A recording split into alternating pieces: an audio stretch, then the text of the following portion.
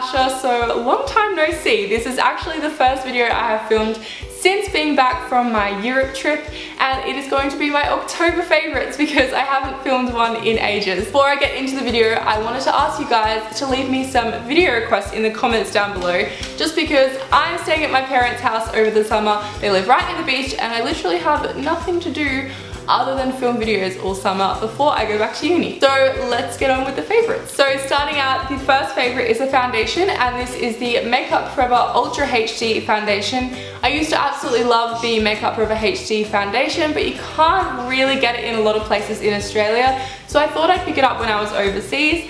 I think I was in Portugal when I got this, and funny story, I was like to the lady at the counter, yeah, give me like a bit of a darker shade because I'm probably going to get a tan, and I didn't really end up getting a tan, so it's a little bit too dark for me, but that's okay. It's absolutely amazing. The formula is beautiful. It just makes your skin look flawless and it's not too heavy on your skin. It lasts forever, looks amazing in photos, so yeah, would highly recommend that one. And the other beauty favorite I have is a lipstick by MAC. I also bought this when I was overseas. I got this one in Italy. It's in the color Twig. Basically, I went into store to pick up the color Velvet Teddy because so many people rave about it. I was like, I need to try this. I need to see what all the hype is about. Tried it on my lips and it was just a little bit too pale. It didn't really suit me and I was kind of disappointed. But then I saw this one and I was like, oh, you know what? That's pretty much exactly the same, but a little bit darker.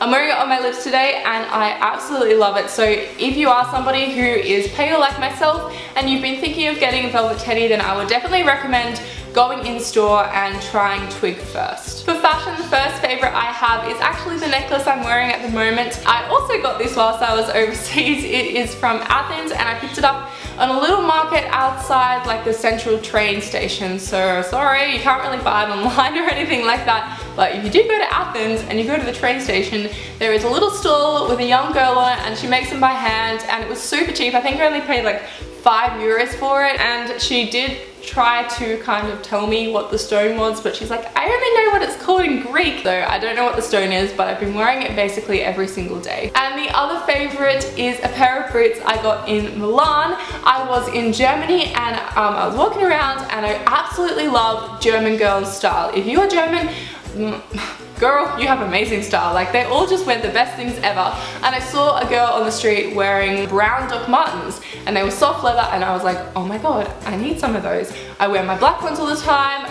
I would just love to have brown ones. So basically, ever since I saw that girl wearing these brown Doc Martens, I made it my mission to find brown Doc Martens. And I was in Milan, it was one of my final stops, and I came across these lovely vintage, they're secondhand, brown soft leather Doc Martens. Exactly what I was looking for in my size.